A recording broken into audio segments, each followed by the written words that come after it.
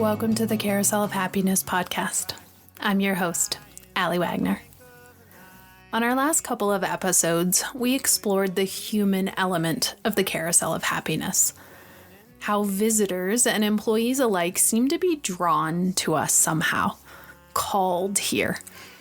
We followed Carousel creator and carver Scott Harrison on the battlefield in Vietnam as he received the very first call to the carousel.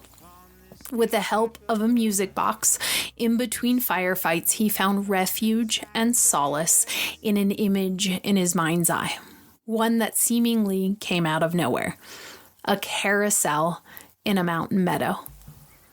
And this image, this gift from somewhere, allowed him to cope with the chaos and destruction all around him. Then we explored the idea of the relationship between dark and light within the human experience, how they are related, and what dark nights of the soul can teach us if we're open to their lessons. We heard about a moment for Scott after struggling to reintegrate into civilian life and sailing away on a boat into the Pacific when he found himself in the company of a very curious and kind whale. And lastly, we learned about how animals can support the healing of human beings. From the curious whale in the Pacific to the first animal Scott carved, Rabbit the First, we learned how animals are uniquely positioned to support our healing, sometimes when humans fail. And for the next 26 years, Scott would carve animal after animal after animal. After rabbit came giraffe, followed by cat and panda soon after, slowly gathering animals one by one and storing them wherever he could.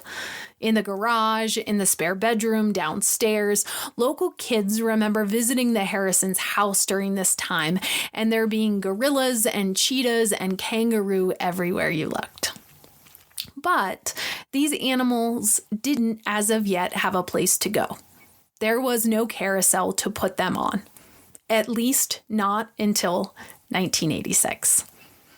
And that is what today's show is about, the life of the carousel mechanism that would eventually spin these creatures round and round, and how that previous life impacts the experience of riders to this day, even if they don't realize it.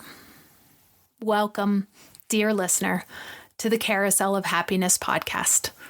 Let us begin with today's story.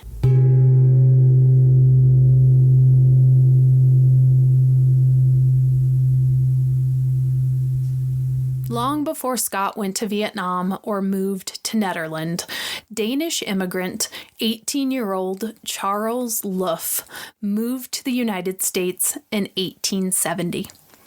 While living in Brooklyn, he worked as a furniture carver and ballroom dancer.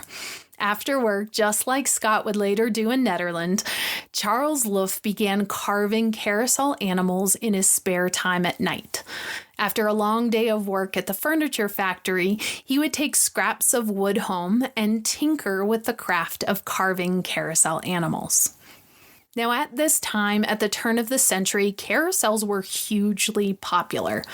Thanks to the Industrial Revolution, more people were moving to the cities from rural areas, and amusement parks became big business.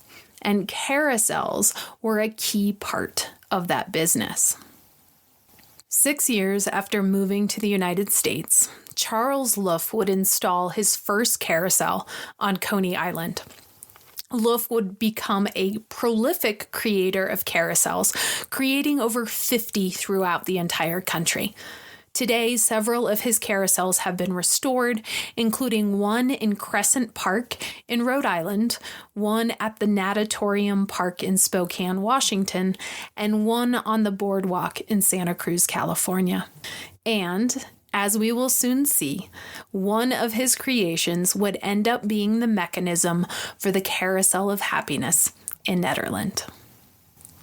So the carousel mechanism that would later join our animals in Nederland began its life at Saltaire Park in Salt Lake City, Utah in 1918. First owned by the Mormon Church, Saltaire was built on the banks of the Great Salt Lake. At the time, visitors would take the train to the park for the day and enjoy bathing in the lake as well as playing at the amusement park. It had shooting galleries, a fun house, bumper cars, bowling alley, a roller skating rink, a roller coaster, and a carousel. And the Looff-designed carousel would spin at Saltaire from 1918 to 1958. While there, it would survive 2 fires, the Great Depression, and a windstorm, all of which would threaten to close the park at different times. But a windstorm on August 30th, 1957 proved to be too much for Saltaire Park and ultimately the carousel. As 75-mile-an-hour winds blew through the park, the massive roller coaster toppled, falling on top of the carousel. And the cumulative damage to the park was just too much. Park owners filed for bankruptcy, and the park closed its doors within the next 2 years. The park's contents, including the carousel, were handed over to the state of Utah and put into storage, leading to its next phase of life. During much of the 20th century, if a family had a child who had a developmental disability of some kind, it was often recommended that the child be sent to a home for people with similar disabilities. And many of these children would remain in these institutions throughout their lives. In Utah, at the time, the primary state institution of this kind was called the Utah State Training School, located in American Fork. It was founded in 1930 and grew in numbers from 232 students in 1930 to 644 students in 1952. In 1952, Dr. Vernon Houston, a physician and educator, became the director of the Utah State Training School. Under his leadership, the school developed a campus-wide recreation program, which include dances and outings and other sports. According to Dr. Houston, leisure activity was instrumental in the happiness and growth of the students in American Fork. And as such, he created what was later called Fairyland Park. On a 4 to 5 acre grassy section of the school's campus, the school gathered a miniature train as well as figures from fairy tales for the kids to play with, like a giant Pied Piper, a castle, grandmother's house from Little Red Riding Hood, and a giant shoe from Old Mother Hubbard, just to name a few. Also gathered on this grassy lawn, the carousel from Saltaire Park, which was donated to the school by the state of Utah. And throughout its time at the Utah State Training School, the carousel remained one of the most beloved attractions at the school, bringing joy and happiness to thousands upon thousands of children and adults with developmental disabilities for the next 26 years. But because the carousel sat outside at Fairyland, it began to experience significant damage as a result of its exposure to the elements.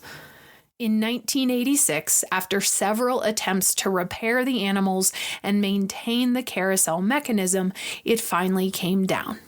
Dr. Houston had died the year before, and with him, Fairyland slowly started to fade away. In 1986, the carousel was sold to a collector named Charlotte Dinger. Now, around this time in 1985, Scott and his daughter Colleen attended the National Carousel Conference. At this point, Scott had carved some animals, had a handful of animals under his belt, and he's beginning to think about how to put this whole carousel thing together. But Scott didn't have much money at the time. So he attended the conference to network and let everybody know he was in the market for a broken down carousel. At that conference, in what felt like a passing encounter, Scott happened to meet a man who drove an 18-wheeler for Charlotte Dinger. Scott told him about his desire for a carousel, just like everyone else, but he didn't think much of it. Until 1 year later when Scott received a call from this man. He told Scott that he was out in American Fork picking up a carousel for Charlotte, and she only wanted to keep the animals. She wasn't interested in the frame and the motor and intended to get rid of them. But the man remembered Scott from the conference and gave him a call. If Scott wanted to pay $2,000, she would give him the carousel frame and mechanism. Deal. Scott rented a U-Haul, drove out to Utah, threw the bits and pieces into the truck, and drove back to Nederland. The details would have to wait until later. According to Scott, this was his opportunity to have a carousel, and that's all that mattered. He would figure out the rest later. So he stashed the carousel in bits and pieces under his deck and in his backyard and continued to carve animals. He figured the rest would work itself out when he was ready. One of the legacies of the carousel frame for the Carousel of Happiness originates from its time in American Fork. To honor the frame's previous life bringing joy and happiness to people with developmental disabilities, Scott wanted to ensure that the Carousel of Happiness was accessible to everyone who wished to ride it. So, he carved a wide variety of seating options to accommodate as many people as possible. If you're in a wheelchair, the gorilla is ready to sit right next to you. If you want to go up and down like most traditional carousels, we have many animals for you to choose from. If you're not so keen on the up and down for whatever reason, you can hop on the lion or the giraffe who sits still. For riders who don't want to climb on any animal at all, we have benches that look like swans for you to sit in or a dragon boat for your choosing. And for those tiny kiddos who aren't quite sure about those bigger, scarier animals, we've got the littlest of fish standing about 1.5 feet tall with your name on it. Not to mention, we've got headphones for those sensitive to sound. We've got discounted tickets for families in need. Each and every day, we do our best to make this place accessible and safe for everyone. And this brings me to an important point that came up during my discussion with Philip Tedeschi from the Institute for Human and Animal Connection at the Denver University School of Social Work. Remember, I talked to him about Scott's experience with the whale and how we could understand how carving the animals played a role in Scott's recovery from trauma. And even though it was outside the scope of our discussion, I couldn't help but ask him this question. Sometimes when people enter the Carousel of Happiness, something unusual happens. Most people come in, they grab a ticket, they hop on, they ride, all is well, and everything seems normal. But with others, we have seen that sometimes folks come in and all of a sudden, seemingly without prompting, they'll burst into tears and get very, very emotional. And this can take people by surprise. They're not exactly sure what's happening, and we'll see them, maybe try to hide their tears or perhaps turn away. Because for the most part, we don't regularly walk around in public and find ourselves overcome with emotions. But it happens here quite frequently.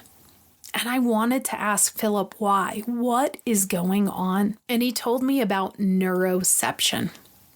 Neuroception describes the phenomenon of how our bodies are constantly scanning our environment for cues of safety or danger.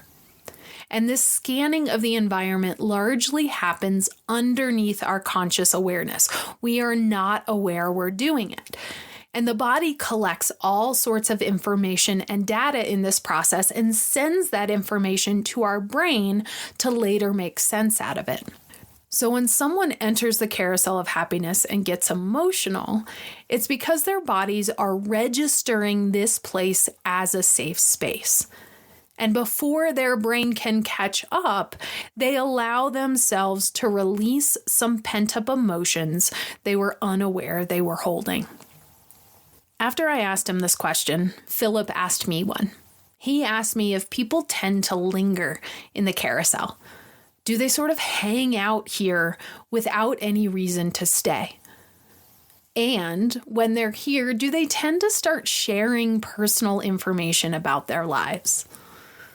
Yes, 100% yes. This is something we experience at the Carousel of Happiness quite frequently. People don't want to leave. They don't want to leave, and they want to talk. Usually about things and people they haven't thought about in years. According to Philip, this is an indication that they have altered their neurobiology as a result of walking through the door and experiencing a safe space. They now feel safe to share stories with people that they might not know because their bodies have told them it's safe to do so. How cool is that?